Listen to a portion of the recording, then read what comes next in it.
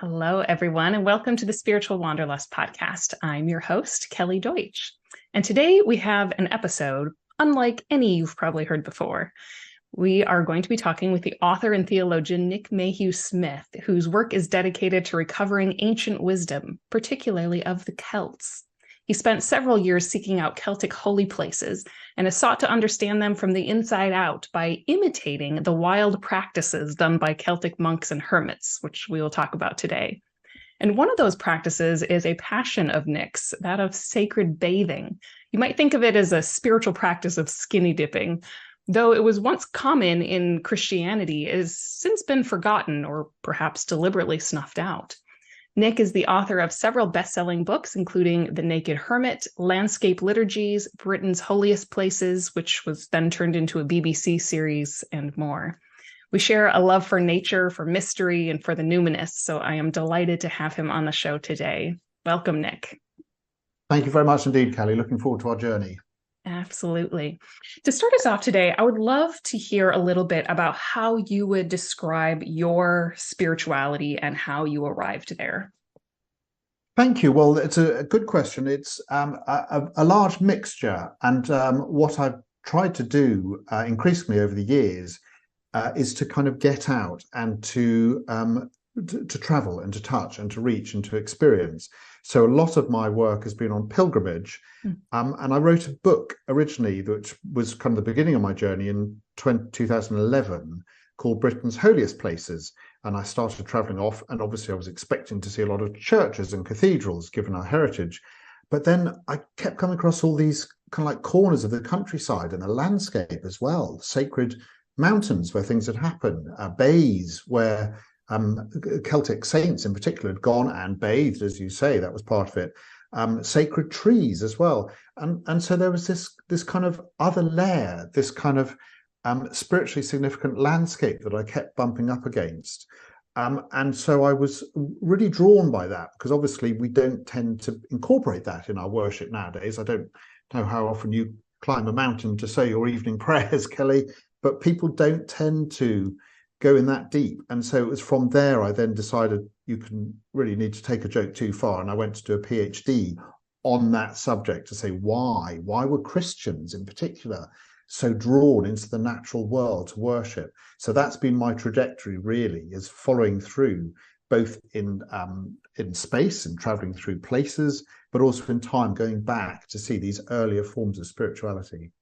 Yeah. Can I ask how that interest was originally sparked to even explore those spiritual landscapes? Because you started out as a journalist and a publisher, right? I mean, have you always been interested in, the spiritual depths, and it started as an interest as a journalist, or was there some other catalyst? Very good question. And it actually comes down partly to my experiences through my background. My mother is from New Zealand. And when I went as an 18-year-old to New Zealand with my eyes wide open to this world of freedom and not having mum and dad telling me what to do, I was exploring some of the landscapes, and it was there's a very strong sense of Maori spirituality in the landscape. And I stayed on my uncle's farm in the middle of the North Island, and he was talking about in New Zealand, they've got huge farms like America. In Britain, you've got like, I don't know, half a hectare, and you think that's kind of that's big, but there he had this vast, and he said, oh yeah, there's a lake somewhere over there that's got this island on it which had a Maori pa, which is a kind of ceremonial fortified village area. And I went off to find it on my own, and it was a misty landscape, and I was there and some independence for the first time, and I made it out. There's a little sort of path of land to connect to this ancient landscape that's forgotten, and you could see the ridges where the people long gone before us had made their home, this naturally defensive site, and that still sits with me now, the Maori kind of landscape spirituality. And then second, adding to that, my wife is from Russia, Ukraine. I would say we're feeling more Ukrainian than any other part at the moment, it must be said. And she came here, and she had a very pronounced spirituality. This is 20 years ago, about, again, the landscape. Orthodoxy has a very embodied sense of the sacred with a lot of pilgrimage sites. And so we went to the bookshop together to buy a book on sacred heritage in Britain, and we couldn't find one. So I just thought, well, someone needs to write one. And in the end, I had the free time and the income to just devote the time and energy to actually write the book. So if you like, it's kind of started as a bit of a love letter to my wife to help her find her feet in this unfamiliar land. That's lovely. I like that. I'm curious what you discovered. I mean, you said that a big part of this was, and I think you stated in some of your books as well, like how the underlying question is like, how do we usefully and spiritually connect with the natural world? And what has drawn these ancient peoples and humanity over all of time to the natural world? And if you had to say, like, in a minute or so, what did you discover? Like, why is that a draw? I think I can answer it in a minute very easily. You just need to go out there and be there and connect. It doesn't need to be mediated by any one tradition. And it's such a meeting place. Even today, I was doing a landscape liturgy in Gloucestershire, just about 100 miles from London last weekend. And we went out onto this hilltop, and it was at the top of this hill is this ancient earthwork, long barrow, that is 3,000-4,000 years old, on a hilltop. And we went up there and we did our prayers and everything else. And just as we were coming down, we noticed on a tree, it's a very large ancient tree. And we went over because some bright things caught our eye. And somebody had made a kind of like a shrine to someone who'd passed away recently. They pinned their memories of someone who died to this hilltop and this ancient tree. And there we were on a long barrow, doing the same thing, honoring the shades of our ancestors. So it's really the very large narratives that you can meet. It's a very good meeting place. Yeah, absolutely. Can you tell me a little bit about landscape liturgies and what you mean by that? Because I think for some people, we think of literally taking church outside, like you go and have, a mass or communion service or, read scriptures or something out there. And for other people, it's something entirely different. So I'm curious what you mean by that. That's a really good question to look at. Landscape Liturgies was a book where I wanted to go and look at forms of worship that take place outdoors. And there's any number of books now which talk about forest church and outdoor spirituality, which are great. And I think they show a kind of yearning. What I wanted to do was just to go back through some of the very ancient texts and practices, just to see actually how grounded is this in tradition. How much of this is just us answering a kind of modern feeling of disconnect with the environment and environmental damage? And actually, you can find it right the way through 2,000 years of Christian history. And I found one prayer from Anglo-Saxon times over a natural spring of water. And I had to get it translated because no one's translated into English. So I worked with a colleague, Sarah Brush, brilliant writer and theologian, and she translated this for me. And it was just seeing this text not being said over a well for 1,000 years, and it talks about the sin and the neglect of human pollution that damages this watercourse. 1,200 years later, there we are, still standing there, and it's got more acutely expressed. So to make that connection and to see, that really large body of theology, of tradition that Christianity has behind it, makes me feel this is a bit more grounded than people might think. So it's, in any religion, tradition is important, precedent is important. That's the nature of religion. But I wanted to ground some of this kind of yearning for better connection and a better relationship with the history. And I found it. I wasn't expecting to find quite so much, but I really did.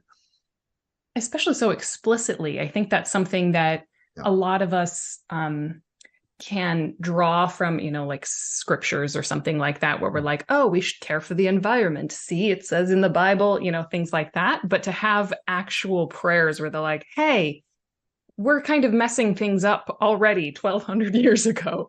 And to see that kind of attention and care, I personally haven't seen many texts like that. So that's kind of exciting to discover. It was, and I set off saying I'm going to find 100, and in the end I got to about 80, I think, which are in the book. So I didn't find quite as much as I would have hoped for, but the quality of what I found, the depth of it, the idea, the blessings of a tree that we found, rituals for even mountaintop rituals. Talked about going up the mountain to pray, but people would climb up mountains for the feast of St. Michael, the archangel, who is found, the mountaintop is the place of revelation of the divine, where you go to meet angels, where you go to meet God in again, across all religions. It's not hard to think of examples across the board. So mountaintop rituals as well. And, all these practices, which do actually, they really resonate today. Obviously, back 1,000 years ago, they weren't thinking we're going to destroy the planet's natural environment in the same way. But they were well aware that negligence, and they call the sin of negligence, was a threat and a risk to health, and to life. And there were early saints who would pray for animals and would take them in and give them sanctuary. I'm curious. So the Celts were concerned about nature not only as something that they needed to protect and revere, but the example I remember you gave was of Columba, and he's kind of one of the big three of the Celtic saints, and how he directed more spiritual energies to the lands and the lochs of Scotland than he did to the people. Like, why was that? Why was nature so central in Celtic Christianity, and what has happened to that since? That was exactly it, Kelly. That's where it came from. I was reading these texts, and I could see they put so much focus. I mean, you think, did you even had any time to preach the gospel? You great missionaries, they were so busy interacting and talking to birds and swimming in the lakes and encountering all the kind of storied landscapes. That was their kind of big mission. And I wanted to look at it and to see what on earth was going on. Why would you do all that? And it did start to become clear after only a few months, really, getting into my PhD, that what the saints were doing there was actually we're trying to find ways to find a common currency with the tribal people of Britain. These bits of Britain were outside the Roman Empire, and it's possibly this is the first place where Christianity went into a non-imperial mindset and a non-imperial culture, which I think is interesting for places, like in America as well, where you didn't also have that kind of Greco-Roman, you were colonial, if you like, colonized with Christianity. That was true in Scotland and in Ireland in particular, places where the Romans hadn't established a civilization, where there wasn't a sense of law and order, of morality, of rules and so on that governed in the way that the kind of philosophy of Greco-Roman cultures had, civilizations had. These were people who still very much revered the power of the natural world. The mountaintop was a place of danger. It was a non-human place. The water and the sea were seen as hostile, unpredictable, antagonistic even to human needs. And so for them, they weren't really concerned with questions of justice and the kind of St. Paul and that very traditional form of preaching. They were really interested in the environment and what went on. So in order for the Celtic missionaries to actually gain any traction, rather than waving their finger and telling people what to do with their morality and so on, they actually had to engage in the here and now. And that meant quelling storms, that meant making friends with animals. And it meant going into the kind of spiritually contested places in the landscape, the dangerous places, caves of fear a lot. Water is regular, and mountaintops, places which are not really hospitable to human life and not useful for humans. That's where they went in order to show they came with a message of one creator God who had dominion over the mountaintops, over the depths of the sea. So it was a kind of you could say, oh, this is a wonderful bunch of they were just proto-environmentalists. it wasn't really quite that. I mean, it's lovely and it's very nature focused, but there was a real missionary purpose to it, was my theory. And I think that I haven't heard anybody, passionately reject it or so. I think it certainly makes sense anyway. It seems logical. So I think it was a missionary church, which helps explain also what kind of fizzled out a bit. Yeah. What do you think then made the difference between the Celts and European Christians? Because you point out in Naked Hermit how in Europe there was a lot more like cutting down of the sacred tree, and they would just like decimate, like kind of knocking over idols kind of situation. Whereas over in the Celtic lands, it was like they embraced it, or they kind of baptized it. We're like, this is now dedicated to Saint so-and-so, or the holy wells. It's not like they dried them up or something, it's they just dedicated it to Mary or, some other saint. What made that difference? Well, as other people have pointed out, the Christianity was spread through Europe after its early period of being obviously persecuted, with basically imperial backing. So you could go to, and St. Martin of Tours, a great missionary saint who traveled across, was this French saint around the year 400, just at the end of the Roman Empire, could travel around. He had political power as well as spiritual power. And there's a story of him chopping down a sacred pine tree. Now you can do that if you're, you've got the kind of civic forces on your side and military support and the police on your side. You can wade in, and he had large entourages with him. He had been himself a senior soldier, high-ranking soldier, and he was, was friends with, imperial kind of power brokers. He was a city saint based in Tours. This very civilization means, built around the cities. So he had that power. Going in as a missionary to tribal Britain and encountering a sacred tree, you haven't got that backup. So you can't go and impose this new faith by any sort of force. So that it had to be a negotiated, a more sophisticated form of kind of evangelism, if you like, of mission. It had to be by, the simple lack of the infrastructure to impose it. It had to be touching hearts and minds, really, and to some of Christianity's shame, a bit less coercive than it might be otherwise. So I think that's a large part of it. It had to be more sympathetic, which is great. I mean, I was going to say, can you imagine what history would have been like had, the entire approach been that way instead of having, such an imperial kind of overbearing? I have no doubt that there were people who, were genuine converts, but there certainly is the example to the contrary as well. Absolutely.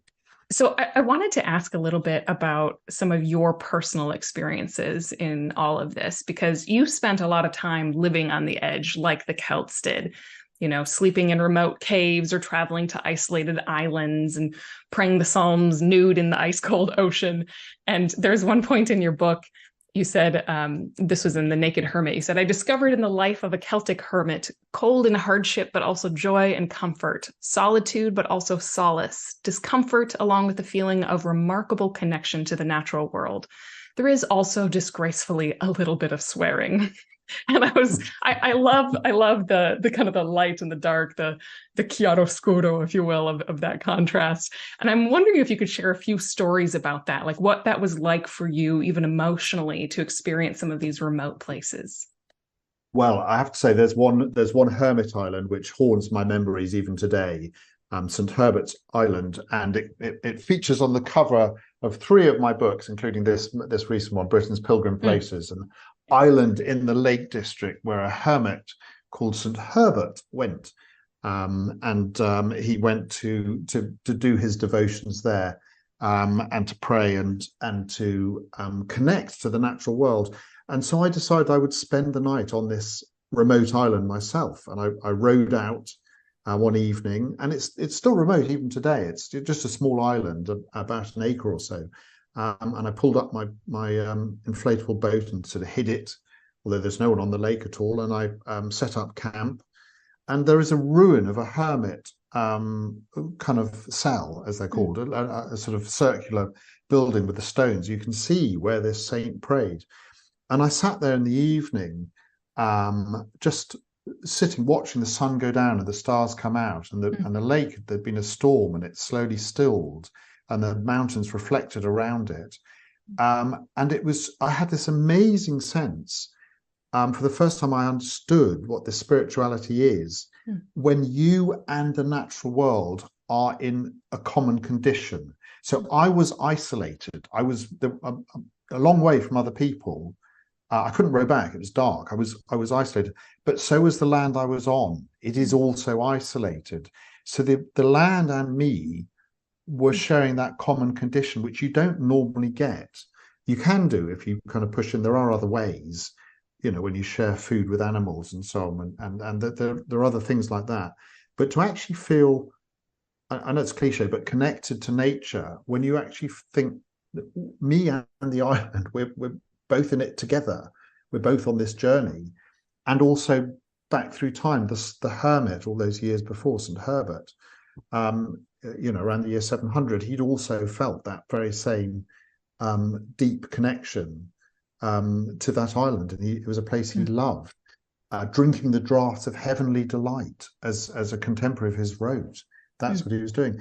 And the most amazing sense of warmth came over me. I had been skinny dipping in that lake, saying my night psalms, as these Celtic hermits did, which is very timeless in itself, because you divest yourself of everything. It wouldn't be any different to what he did. I mean, I had literally nothing at all to mark out. I was there in the lake with nothing on as he had been. That was it. That was as raw and elemental as you can get. No detail was different. So to do that and then to connect to him, I felt strangely warmed, as they say. So I didn't feel cold the rest of that night. I was just aglow, and I had this amazing sense of peace and connection radiating out. And it was, the word I would use for it was just a real and profound sense of love, of that common condition of us being in real sympathy with one another. That's beautiful. I sometimes wonder if one of the reasons why nature is so such a spiritual experience for humans across the board, it's not just like there's a few weirdos who are like, oh, this is where I go to commune with God, but it seems like something built into human nature. And I kind of wonder if part of the reason for that is just that nature is so good at being itself, that it draws us into being ourselves more fully. And I love even just the imagery of being like naked and completely divested of everything, because there is something very raw and real about that, of being stripped of everything, instead of all of our facades, whether, metaphorical or literal. And I often think there's a lot that I have to learn from, a tree or a squirrel, or, even just pondering how there are different, each creature has a different nature, right? So a squirrel is meant to scurry about. And so sometimes our insides are like, okay, there's a lot to get done, and I'm kind of in a hurry and I'm on go mode. But then there's also like the nature of a cloud that just kind of often floats gracefully by. And sometimes I need to, calm my insides to do that as well. And so learning, I think, from the pace of nature, from how well they inhabit their own selves, is something that we can learn from as well. Completely. I was reading your book, Spiritual Wanderlust, before we came on, and I was very taken there. You're talking about St. Augustine and St. John of the Cross, talking about the nothingness of emptying yourself, of going, divesting yourself of those worries and thoughts down to the nothing, the nakedness. I mean, that's the word used, the nada, the nothing, to find God. And it really struck me. There is a kind of monastic discipline behind this. The Evagrius Ponticus, a name to reckon with, he was one of the very earliest monastic pioneers who would basically set up the kind of monastic disciplines in the desert. And he advised people who wanted to be monks and hermits. He even said to them, don't take the Bible with you when you go into the desert, because it will distract you. It's like, wow, are you even saying that you shouldn't take the Bible because it would take you away from God? It's like, how far are you going here? And some of those early Mm. desert monks would actually kind of go the full Monty and strip off as well, and just live completely wild and naked in the desert for quite extended periods of time. And it's about as absolutely raw, minimalist, primal, stripping it back as you can get. And in that, they talked about finding God in these kind of really deep immersions into the natural world. And again, there, the desert, if you're naked in the desert is a place of it is naked itself. It's got very little plant life. It's got very little protection and so on. It is bare. It's a bare landscape.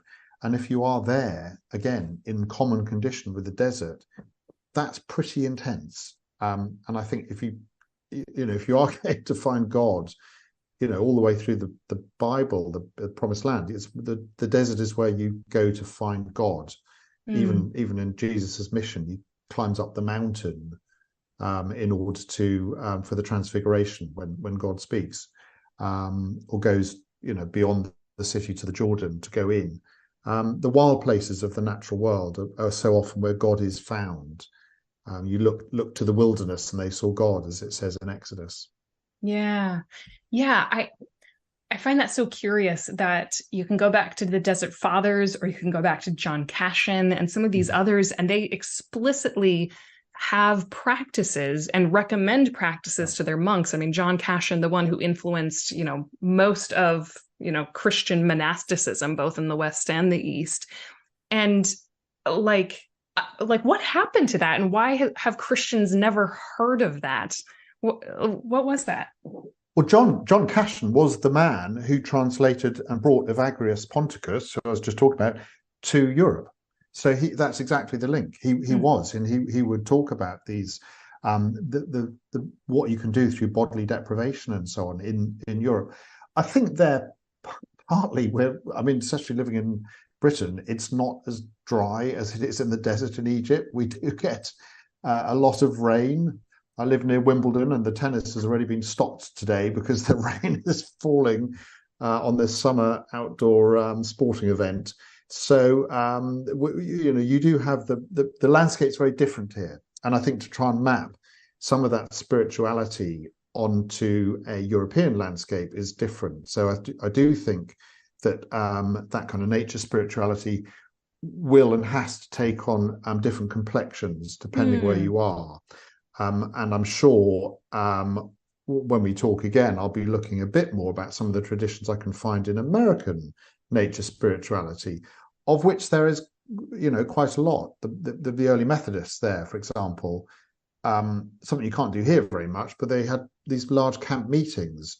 Here you just get rained on every 5 minutes, but that worked well in America, and that's really quite transformative of Christianity. In the same way that you had the monasticism, these big outdoor camp meetings of the early Christians coming to America, enjoying the more favorable climate, really have left us with the idea, arguably, of the festival, the Christian festival, and possibly even the notion that a mega church is possible, a very large church, a very large gathering. There are pictures, really large gatherings taking place, which were possible because of that. So that I think the landscape, the climate, the conditions, they do find their voice in different cultures and contexts, and I think that will be true of Christianity over the Atlantic, as we say, over when it reached you guys. I think there are different expressions. I don't think it's died out, but I do think it's got a bit less acute. I don't think there's any people living naked in Egypt at the moment anyway, as monks, which is where they kind of began. But it moves, but it's still there. These wells run deep. Yeah. How would you say that the sense of climate and landscape and all of that environment, you mentioned it was different in the desert in Egypt, but I'm curious how the British Isles, and especially the remoteness of it during that time period of Celtic Christianity in the early church, how that really influenced the culture and the zeitgeist of the time, because they were just far flung from, the rest of civilization. And so I'm curious what impact that had upon their culture. The really important point to remember is this was a tribal These were tribal people at the time. There were lots of small tribes, so you couldn't really come in and talk to them about the idea of one overarching authority and sense of morality in the same way you can in an imperial context. When you obviously have the emperor, who is, and St. Paul often talks about being a Roman citizen as being part of the bigger whole, the unifying, overarching power. That's not there in a tribal culture. There weren't any cities either. It was, for some reason, there was a sort of small scratching of chickens and so on that was London. And there were a few other, settlements. None of them were really anything like the large cities in Europe with the large infrastructure. So it never became very urban here, but very civilized. So it was always very tribal. And so you had, everywhere you went, if you like, felt remote. There were no centers of power in that sense. It was much more broken up, which then led itself to a more, what I would say is a more sympathetic form of Christianity, and a less centralized one, which appeals. Obviously nowadays people are quite skeptical about the established church. So there is a sense there that it was small outposts, minster churches rather than big cathedrals, which were set up like little beacons, bringing learning and agricultural techniques and kind of knowledge, and a kind of like center for pastoral care to a region that didn't have any infrastructure at all, really. No proper roads or anything. You had this little body of quite well-educated people who could, teach new techniques in fishing, say, as they did. Yeah, it makes sense why there's such a surge in interest in Celtic Christianity and Celtic spirituality, especially as there is also this surge in the efforts of decolonization, and of people trying to figure out, like, what does particularly religion and Christianity look like without such a colonial overtone? And so to be able to have a place in history and to have some of these ancient texts and traditions to go back to, like, oh, look, we've done this before. It just kind of was decentralized and, wasn't the dominant form of Christianity. So it's fun to be able to see other expressions, that the imperial form is not the only form. That's really important. And I have to say, when I've done this talk, I gave a talk to the Methodist conference last week, and I've been darting around quite a lot recently. And there, one African lady just stood up and said, "Thank you so much," because she said, actually, there's still an awful lot of this sense and culture. And I don't hear people talking about this as being a thing you're allowed to do. And you look at a lot, I studied this when I was lecturing here. I'm at Roehampton University in London, and I was lecturing about the use of the landscape and the heritage of faith.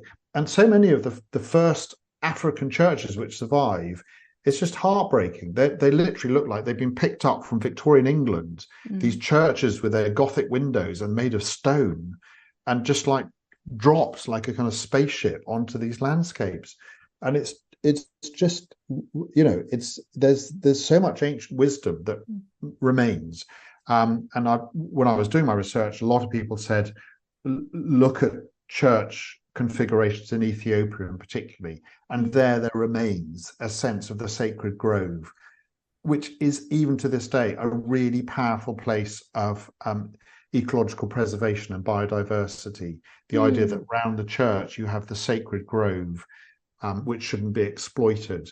It's such a wonderful connection to see that there being again celebrated as being more authentic, more of the soil, more human, if you like. The word human means of the soil, more truly enriched, and culturally deep and profound, which I'm sure, I haven't studied it, and I'm not going to talk over anybody else from Ethiopia who has these places, but I'm sure there will be precedents dating back to before Christianity of these sorts of landscape configurations, sense of the sacred in the landscape.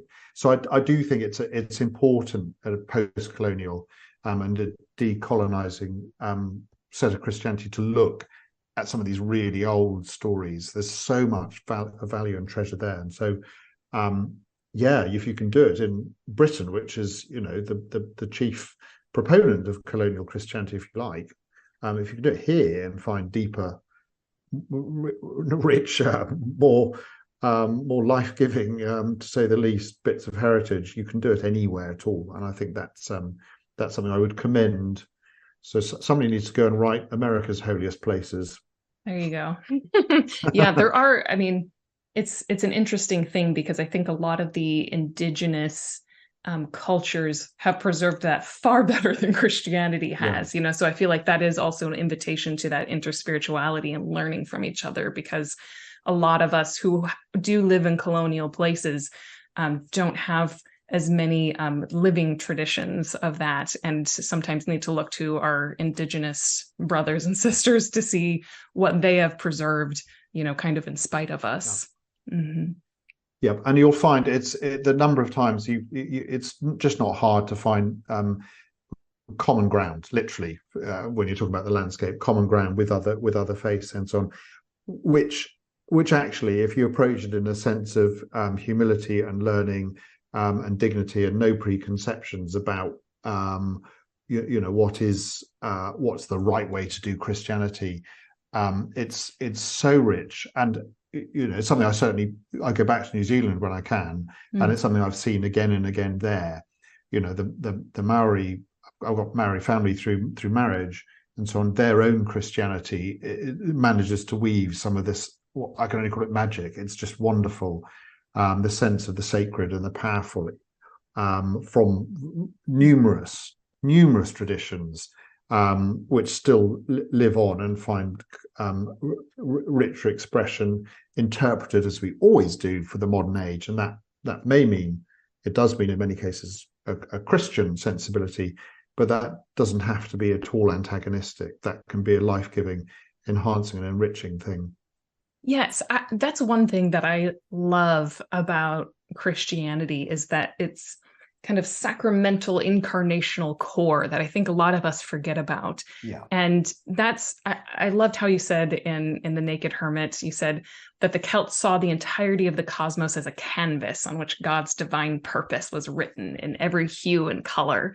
And that sense of the cosmos as a canvas, the sense of the numinous everywhere, and you can see it in every leaf and every beetle and every cloud. That is not something that is foreign to Christianity at all. I think it's something that's been forgotten. And I'm curious how you would recommend the average human being, especially Western human being, how we might recover this sense of the numinous in our daily lives. That's really very largely key to what I found as well, is to find these ancient paths, messages, narratives in Christianity. And the idea of, we talk about Jesus as Savior, and it's all about saving us from our sins and so on. But actually, the early church was just as interested in Jesus Christ as Creator.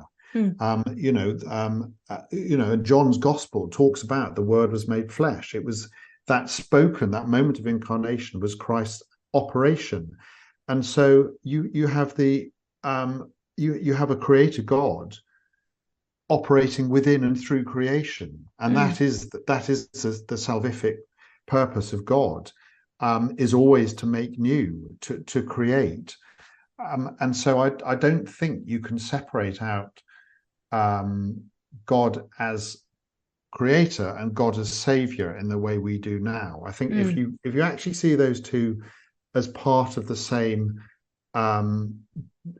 divine pattern, or the same kind of divine desire for humanity to be fulfilled, I think those two weave together very well. And I think I think that idea of an incarnated God, God was born as a naked little child. That was, as we all come into the world, that alone should make us take more note of the material.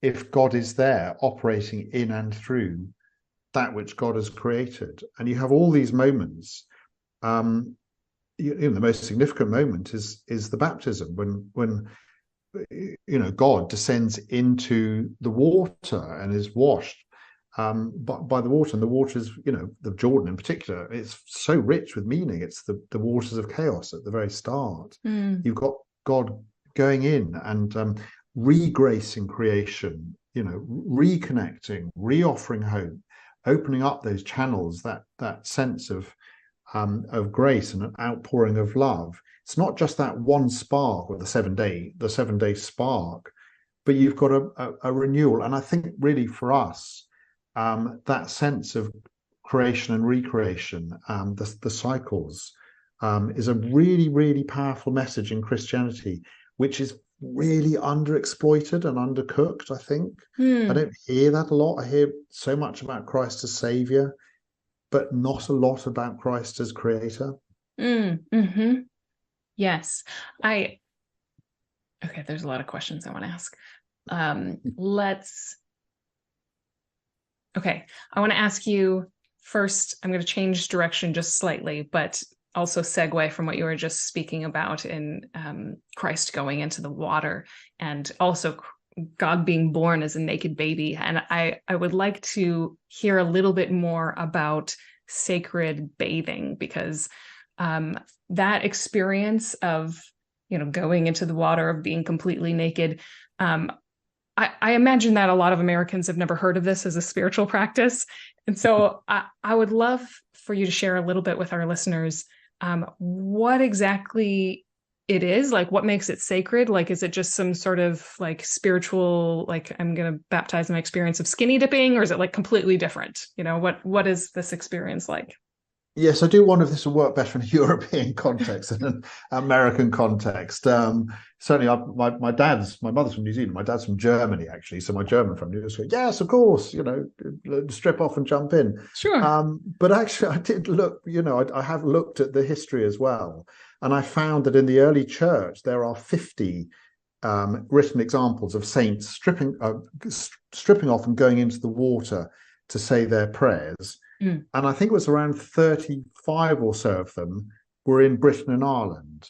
So that's across the whole of Christendom. There were 50, but it was a really focused thing in Britain and Ireland. They were really keen to jump in the water. And whenever it's described, almost invariably they're described as naked. They get undressed and so on. They do it on their own at night and so on. So it wasn't a kind of like a big exhibition of, we're going to go off and show how brave and hardy we are. We're going to dive in.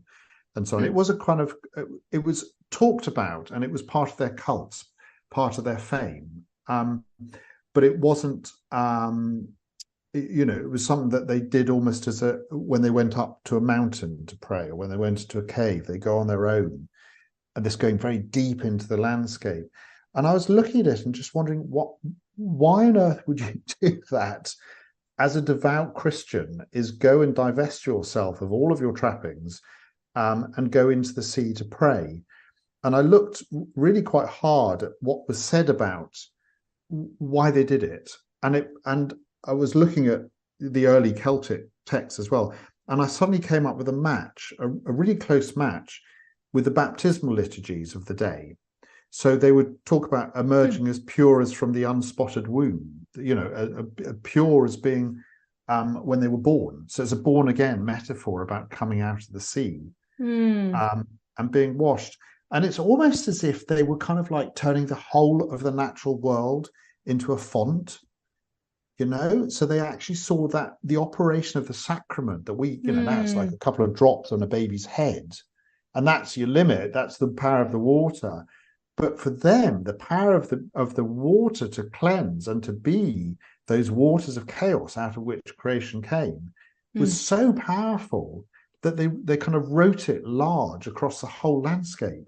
So the whole ocean is like a kind of font, if you like, where the sacraments take place, where that sacramental action, God's grace, is given out. So from, a bit of kind of like cheeky skinny dipping on the sly to in the evenings and so on. And, it's, cold water bathing's got a bit of an attachment now, to actually seeing it as being a really profound and deep part of Christian mission that talked about the redeeming the landscape, bringing that all into Christian tradition, was amazing. And as I said, as I say along, it was a tribal Britain where mountains and caves, and particularly the sea and water, were seen as places of malign spirits or antagonistic spirits. To actually go in there and to have often the waters would miraculously calm when the saints went in, or animals would come. Sea otters came when St. Cuthbert prayed in the sea to warm his feet. So the idea there is that you're somehow putting right that connection with creation that is manifestly wrong. Is that you're showing that there is a divine order that's revealed through Christ, that creator God as well as the Savior. You're looking back and seeing that kind of primal order of a loving creator God being reintroduced. If that makes sense. I mean, it's fun as well, and it's visceral and it wakes you up.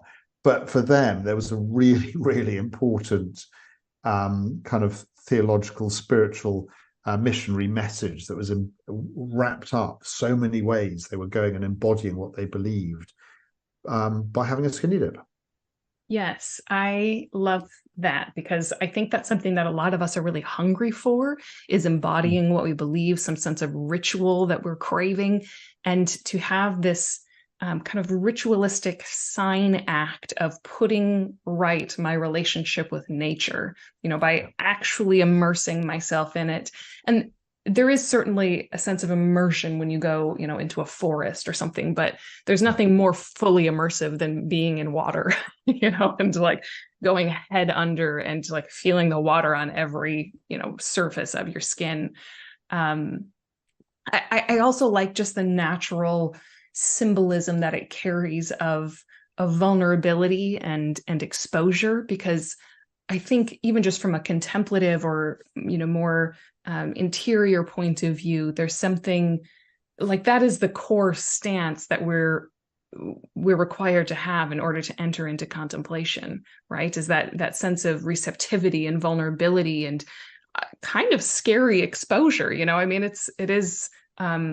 it feels like a risk to bear everything to the divine, whether on a physical level or on a spiritual level. So I think that's a really potent part of the experience, from my own point of view, I suppose. It is completely, and it's almost like, because the hermits, if you go out into nature, you are leaving behind civilization, and you can't do that any more fully than stripping off. And it's important that these hermits were alone, because that was part of it was part of solitude. You're divesting yourself of all trappings of human company and civilization. So it's almost a kind of, it was very connected to the hermit discipline. So you leave behind the town, you leave behind the people, you leave behind the roads, you leave behind the house. They just have huts made from branches. So you're leaving behind all those comforts. And if you follow that trajectory on, you will end up stripped off and wading into the water as well, because that's where it will take you. And you're never more alone than you are when you're naked in a sea on a wild beach or something. That is all trappings, all company has been left behind. It embodies. Again, that when I said this spirituality is when you and the landscape have a common condition, there's nothing more common than it's just you and the rocks, and you're not different, you're not differentiated in any way. When I wear glasses, obviously, but I even take those off, which I really dislike. I don't mind stripping off because I'm half German, but taking off my glasses to go in, that's when I'm really exposed and vulnerable, and there's just nothing left. It's just me and my creator and God's creation into which I'm immersing. Those moments, apart from anything else, just the cold, and this may be where the swearing comes in occasionally to begin with, but that cold, it really, really lives with you, because worship is, when you do something physical with meaning, a ritual, in other words, you really, really remember it. It goes very, very deep. Yes. I'm thinking how I had a spiritual director as we were kind of working through just like questions of embodiment and what that means and how to be at home in your body. He suggested, he's like, try praying naked, just like alone in my room. And I was like, Oh, but just to like attend to like how does that change the experience and what comes up for you internally and just all of that. And I thought that was such an interesting and I'm thankful for that, like as a place, as an encouragement of a place to start to just be more at home in your own skin. Because as you were sharing there, just being completely like stripped of everything, what a better way to have kinship with the rest of creation, with all the animals, who are all around you. It's like our, pets and birds don't go flying around with pants on, so Well, I'm always struck. St. Francis, the first thing when he decided this was it, one of the stories goes he stripped everything off and dumped his clothes on his dad's doorstep and walked naked out of town to begin the life, that we know now. St. Francis, who was, as close to nature as possible. So that's a story told of him. And one of the early monastic writers, St. Jerome, would write, "Naked I follow the naked Christ," and there was for him a sense as well. And what I love about it is it's really another way of looking at the body as an expression of innocence, which we don't really, we've forgotten that a bit nowadays. Just a real kind of humility, if you like, an innocence, and to say there isn't any more side. And I think there is an important bit in Christianity to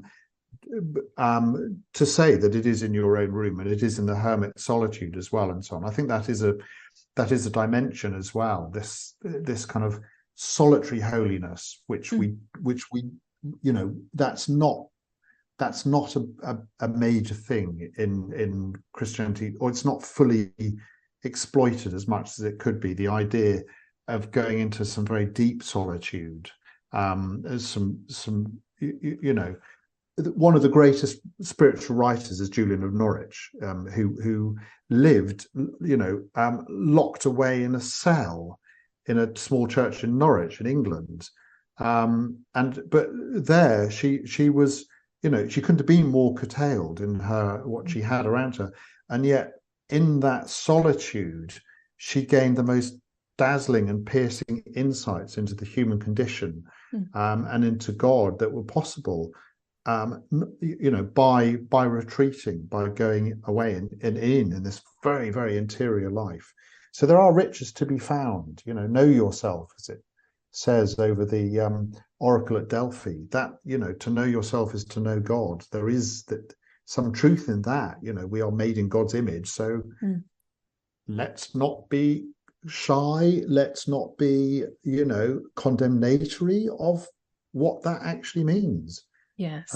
In the right context. So I always urge, think this is a disciplined and a devotional thing to do, and you can do it in your brain, and you can do it in many ways, but it can be done in a bodily way too. It is that same trajectory. Yes, I love the new kind of school of thought of theology of the body. Like, what can we learn about God from our very bodies? If we are made in God's image, then there is quite a bit to be learned from this image that we bear. So what does that mean? There's just so much fodder for reflection there, that I think has been left untouched for a lot of Christian history. It is. I mean, even Paul talks about the parts of the body as sort of talking about the working of the whole and so on. And within that, we should all be microcosms of that church. We do function in different ways, and he uses that image. And it's also interesting the way that the early church, they were quite rude about Greek and Roman culture when they could be. But the one image that appears repeatedly positively in the letters is the image of the athlete, stripped. And we know that athletes competed with nothing on, and the idea of the athlete being stripped and ready for the race. That was a physical thing. That's a bodily thing, being kind of keyed up and being prepared and putting aside all the encumbrances that will stop you running that race. So there are bits, the more you look, the more you can see there is this narrative that's kind of I would say ripe for rediscovery and reinvention in the new age. I've certainly enjoyed my journey anyway into the wilds. Yes, absolutely. Nick, you're also going to be joining us for the Celtic Spirituality School fairly soon. And I'm curious, for anybody who, is unfamiliar with that, what are you going to be sharing with us? What can we look forward to when you come to join us? Well, there, Kelly, it's very much for me is I would love to talk to people and tell some amazing stories about how you can do this yourself. What were these rituals? There's several of them that form patterns that we can pick up, and anybody literally very simply can do. Spiritual disciplines and practices very, very deeply seated in Christian tradition, taking Jesus Christ as creator and savior as a model for some of them, to go very deep and to actually just see ways in which some of this Celtic spirituality really finds very rich expression now, possibly even some things that people already do, feeding animals. But when you're eating yourself as well, when you're having that common purpose and so on, there are ways to do it that we might even do now. It's one of the first things you do with your child is go and feed bread or whatever it is to the ducks in the park, and so on. Some very simple things, but if you do it in a slightly ritualized way where it has a meaning or a significance, it can become a really lovely part of your faith. So I'll be exploring some adventures there that people can undertake. For all of them very simple, all of them really doable, and I'll show how it has been done and can be done again in Christian tradition. Beautiful. Well, I'm really looking forward to that. For anybody who's interested, you can check us out at CelticSchool.org. And we have a whole series of wonderful speakers, including Nick Mayhew Smith here, who we've been speaking with today, and other wonderful folks, Ilya Delio and John Philip Newell and various others. So please check us out. Nick, if people want to learn more about you or your books, where should they go? I think probably the book I've written that sold the best and sells a lot is this one, Britain's Pilgrim Places, which I did with the British Pilgrimage Trust. And they've devised this wonderful network of walks and pilgrimage places across Britain. Somebody needs to get on and do it for America if they're not doing it already, because it's been such a fantastic addition, not just to Christians, but to really the whole of people across the board have found the old ways still have meaning and paths. So for me, this is a really big thing. Get people up and out, especially coming out of the pandemic, especially when we have all manner of anxieties and mental health problems and so on. Getting up, going out in an intentional way to find healing and solace and connection to the land, to the history, to the heritage is something you can probably tell I'm very passionate about. So this is the big book I did with the British Pilgrimage Trust. They've got their logo down there, but you can find them online very easily. That's probably certainly there's a guidebook to several hundred places around Britain.